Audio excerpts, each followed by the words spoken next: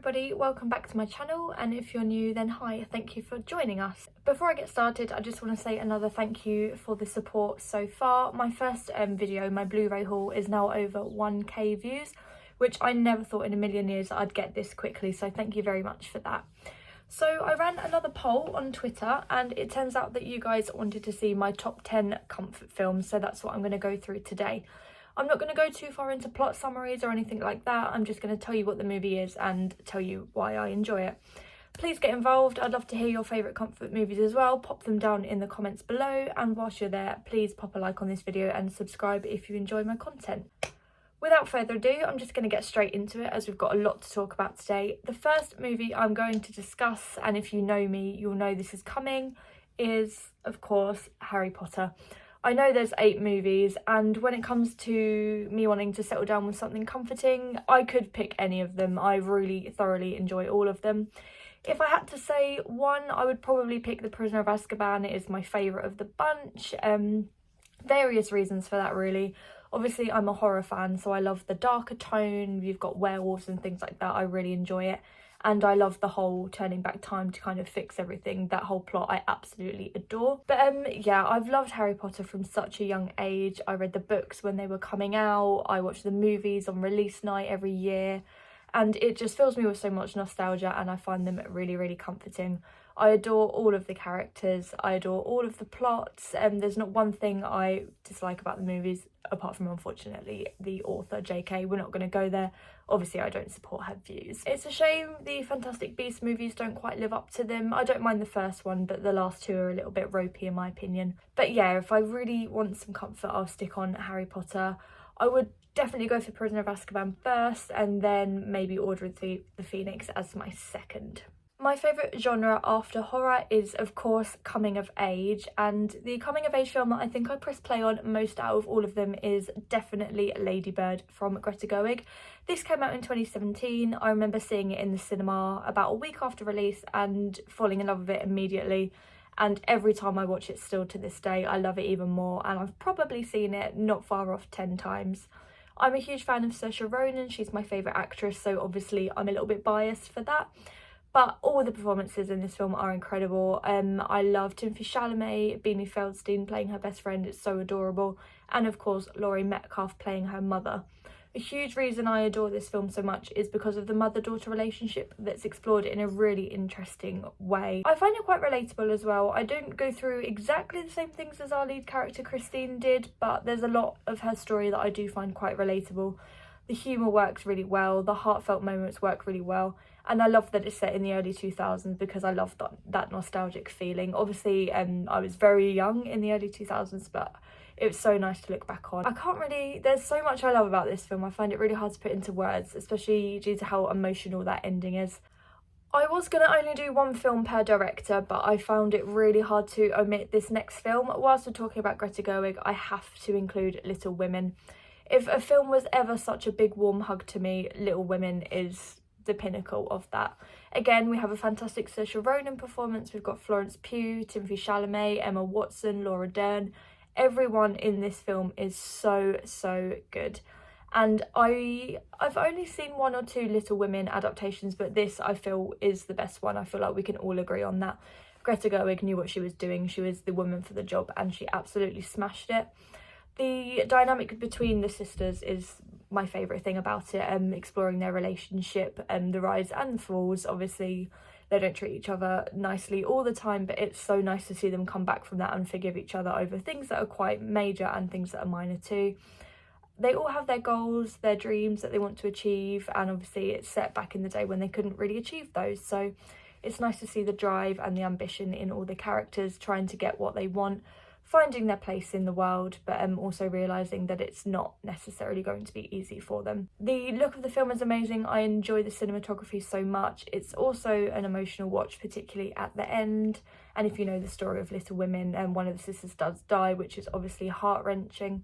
But that just makes our family come together even more, and I love seeing them do that. The main reason I enjoy this film for comfort, it's just shot really nicely, and it's got like a warm tone to the cinematography that I just feel is really, really comforting. So much humour, so much banter between the sisters that I love watching, and it's just really uplifting. The next film is one I went to see on release because I was a little bit intrigued, but I never knew how much I would adore this film and its sequel. I am talking about Paddington.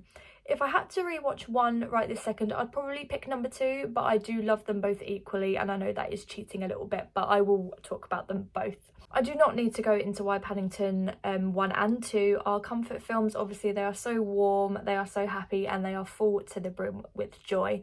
Paddington himself is super duper cute, and the voice performance from Ben Whishaw just elevates that character even further. My other favourite performance in this film has to be Sally Hawkins. When it comes to British film mums, she is the queen of that. And I love the moments that we have in both of these films with her and Paddington bonding. I think it's super duper sweet, and how she kind of takes over that mum role of him. Number 2, I tend to favour a little bit more than the first one because I prefer the villain, I prefer the performance behind it, and I find it that little bit more believable. But I also enjoy the entire premise. The whole film is just based on the fact that Paddington wants to get a super nice gift for his aunt who is in Peru. And that is the premise, and obviously some stuff goes down due to that, but it's such a simple, delightful premise of someone wanting to do something kind for someone else, and it's so emotional. The end of that film, I cry every time, and I know it's for kids, but you know, if you've seen it, you know why. It's so emotional. But yeah, obviously it has its points where there's a little bit of intrigue, maybe the villain's got the upper hand, but it never hits too hard, and it's just so warm and so happy. And whenever I'm feeling a bit down or I'm having like a hungover day or something like that, I always want to watch Paddington, and I can't wait for the third one to come out, and I'm so excited that it's going to be set in Peru. I think that's going to look absolutely stunning. So when I say comfort films, a lot of you probably think chick flick. I would say I do enjoy a chick flick. There's plenty of bad ones out there, and even some bad ones I tend to enjoy. But one chick flick that I was always standing by when I was younger and still stand by now as a chick flick that is actually good is Love, Rosie. I love Lily Collins, I love Sam Claflin, and them two working together, it's a match made in heaven. Their chemistry is absolutely wonderful. It's kind of a friends to enemies to lovers sort of vibe. I know I said I wasn't going to go into premises, but for this one, I think it's the reason it's such a comfort. Their relationship, they start out as best friends, and then it's like they always want to be together, but there's always something in the way and they can't quite do it. It's so funny, and within the first 10 minutes of this film, it's full to the brim with humour, and it makes me laugh so much. It's British, so it's got that British charm, and it feels really endearing and relatable because of that. Like I said, the performances are wonderful. The two work so well together, and you can really root for them the whole time. You're just like, oh, I really need these characters to be together. If you can never normally get behind a romance, I think this is one you could definitely get behind. It is a bit cliche, it's full of tropes. It has like the lack of communication trope and things like that. And there are definitely moments in the film where you're like, oh, please just talk, please just tell each other you like each other. And it can get a little bit annoying because of that. But because deep down you know that they're going to end up together anyway, of course they will, it's a rom-com, I think that kind of softens the blow a little bit. So yeah, it's full of great humour. Lily Collins and Sam Claflin are absolutely delightful. And it has some elements of humour that are really unique. There's a couple of plot points that happen here that I haven't seen in any other rom-com before. So I definitely think it is worth a watch.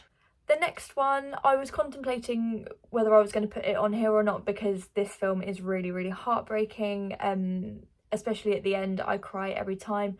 And one of the actors is now very questionable in his real life. But it is kind of like a warm hug to me, so I'd be doing myself a disservice if I didn't talk about it. And I even have a tattoo dedicated to this film / book. I am talking about Call Me By Your Name. My favourite time to watch Call Me By Your Name is on a summer's day when the sun is shining and you can really immerse yourself into that gorgeous Italian setting. It is so warm and bright, and I love where this film is shot. That is mainly the reason why I think I enjoy it. The other reason is, of course, Timothée Chalamet, obviously. But that sunny Italian setting, it almost feels like you're there every time you watch it, and that is the main reason I tend to hit play. Obviously, I've said just now, I don't mind a good romance if it's believable, and this one definitely is, due to the performances. And I also thoroughly enjoy Michael Stuhlbarg in this film playing Timothée Chalamet's father. There's a moment towards the end of the film, if you've seen it, you know what I mean, where them two have a really endearing conversation together and they kind of like bond, and it makes Timothée Chalamet's character feel less alone in the world, and I really enjoy that. It's an exploration of finding out who you are, so it's got a coming of age element in it. Our lead character is battling with sexuality, and he realises that he might be gay after starting up a romance with another man. It's got an awesome dance scene in it. Anytime there's a dance scene in a film, I automatically boost my rating up a star because I adore that.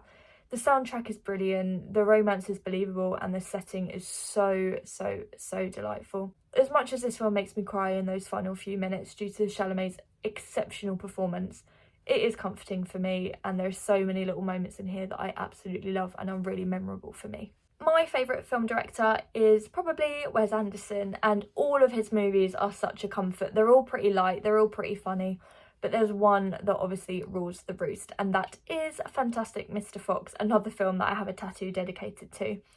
Talking about this in summer feels a little strange because it's definitely more of a comfort watch during autumn because of those orange autumnal tones in the film.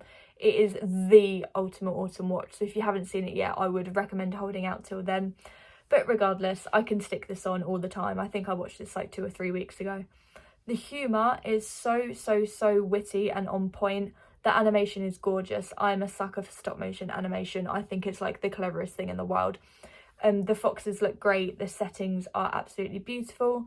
It's got a song in there that always gets stuck in my brain, and I was a fan of Roald Dahl growing up, so I think this is why this one resonates with me. It's fun for all the family, so if you do have kids, obviously they would enjoy it too, but you'll definitely get more out of the humour. The voice performances are all so good. I think the casting is absolutely on point. There's some Wes Anderson, obviously, greats in there. He tends to work with the same people. I think I've kind of covered it already with this one. It's just kind of the aesthetic and the humour that I enjoy from this one. I know Wes Anderson's a little bit hit or miss for some people, but I think this may be his most accessible. So definitely give it a watch if you haven't already. Yeah, I would definitely recommend this more in autumn, but I could watch it any time of the year. It's so delightful. It's so stunning to look at. The stop motion animation is perfect. I consider this a perfect film, and I find the ones that I consider perfect the hardest to talk about, but it's amazing. I love it. It's such a warm hug. I couldn't do this whole video without mentioning, of course, a Disney or Pixar film. My taste on Pixar is maybe a little bit unpopular. I'm not going to go into the Pixar films that I don't like today. I will obviously talk about the one that I like the most and the one that I watch for comfort, and that is Ratatouille. It's a rat that cooks. Do I really need to say more about that? It's a rat that works in a Michelin-style restaurant in France. How is that not amazing? How is that not a comfort? It baffles me that this isn't everybody's favourite. I just love this film so much, and I think it's incredible. I don't see why more people haven't got it as their number one Pixar, but I'm not here to judge your taste. We move. I feel like I'm kind of repeating myself with these animated ones, but it just looks gorgeous. That Paris setting is so fantastic, and obviously Pixar animations always look beautiful. More so in recent years, but I think this one looks amazing. Having it set in Paris is a bonus. Remy, our main character, the little rat, he is awesome. He's a little guy that has a goal, and he will do anything he can to achieve that, even though it means he is a rat working in a human kitchen. He has a talent, he has a knack, and he does his best to utilise it. It explores his family dynamic and that he doesn't quite fit in with his family. And it does the same with Linguini, our human lead character as well. There's a little bit of romance in there, so much humour. If you like food as well, I know it's all animated, but the food in this film looks genuinely insane. I always see this trend going around on Twitter that's like, which animated food have you always wanted to try? And mine is 100% the Ratatouille from Ratatouille. It just looks so nice, and I don't even really like Ratatouille, but oh my god, you can't tell me that that doesn't look appetising. Yeah, I love the animation, I love the Paris setting, I love that it's about food, and I just love that it's about a rat that can cook. What's not to love about that? It wouldn't be one of my videos if I didn't discuss a horror film, and I know this is about comfort films, but horror films in general comfort me, and that might make me look a little bit crazy, but it's true. I have to include Scream. I'm sorry, you all saw it coming, but whenever I want to watch a horror movie that's also quite chill and that I can just wind down to, any of the Scream movies, but more so the original. My favourite subgenre of horror is probably slasher. I do like the kind of paranormal thing too, but slasher films, you just know where you are with those, and whenever you want to watch something that you can just kind of switch your brain off to, slashers are the way to go. Scream isn't obviously that scary, so I think that's why it works quite well as a comfort film. It's got like that mystery whodunit element, and it's also full to the brim with meta humour, which is so brilliant. I think the meta film commentary stuff is at its strongest in the first, so that's why I tend to gravitate more towards this one. The killer reveal is one of my favourites. Sydney Prescott, the introduction of her character is amazing, and she's probably my favourite Scream queen, so I love seeing her origins again. You've got I nearly said Stu Macker, but that's really not his name in real life. His name is Matthew Lillard, and Skeet Ulrich. Them three I just love. The opening scene that fills me with so much comfort and so much joy, and that first 5-10 minutes with Drew Barrymore, I could just watch that scene on repeat and feel comforted. I absolutely adore it. I think it's the strongest Scream opening. I feel like I'm talking about Scream now for too long, but this is what happens when you talk about your favourite franchise. But yeah, it's such a comfort for me because it's got that horror in it that I enjoy, but it also has that lighter, more like the whodunit thing with the humour. I just absolutely adore that. I could watch any Scream film on a rainy day, but Scream 1 always. The last film I'm going to talk about today is incredibly 80s, and that is The Breakfast Club. I think this is John Hughes' best film. I know a lot of you would argue with Ferris Bueller, which I also love, and it would be an honourable mention in this video if I was doing honourable mentions. But The Breakfast Club is one of my favourite films of all time. I consider it the perfect film, so it had to have a place on my list. The main reason I love this film, despite its tropes and how stereotypical all its characters is because of the characters. I absolutely adore them and the performances behind them. Obviously, Bender is the best character, one of the coolest characters ever. I absolutely love him. And I love how we see that hard exterior being broken down throughout the film as we learn more about his life and why he is the way he is. I also like seeing how the characters develop throughout the film. You start when they pretty much all hate each other and they don't find anything in common at all. But by the end of the film, when they've had all their discussions and spent the whole day together, they realise that they're more alike than they seem. They all have their different struggles and they manage to come together and find solace in that. And I really like that. Despite all of those quite heavy themes, it's such a light, breezy film. Its runtime flies, it's full of humour, and it's got like the most 80s aesthetic, the most 80s costuming, the most 80s soundtrack, and it's just, yeah, it kind of takes you back to that sort of era, and I love it for that. The characters, the setting, it's all set in one room, so I think people forget to talk about this one when they discuss like single location movies, because this 100% is one, and it's a really, really good example of a comedy that's set entirely in one room, so we need to get it back into that conversation, to be honest. I'm sure all of you have seen The Breakfast Club. It's a coming of age 80s legendary film. If you haven't seen it by now, definitely watch it. But yeah, whenever I feel down, I'd have watched this a lot more times if my partner liked it as much as I did. But whenever I feel a little bit down, I always want to watch The Breakfast Club. Thank you so much for watching this video. That is my entire top 10. And to be honest, I could have come up with like 10 more. So if this is something you enjoy, I can definitely do another one in the future. Like I said at the beginning, I'd love to hear what your favourite comfort movies are. So definitely pop them down below. I have so many more. Maybe we can discuss them in the comments. Maybe I'll do another video. Who knows? But thank you for suggesting me filming this video. I've had so much fun doing it, and I can't wait to hear yours. I will see you again in a few days with something more horror orientated again. Bye.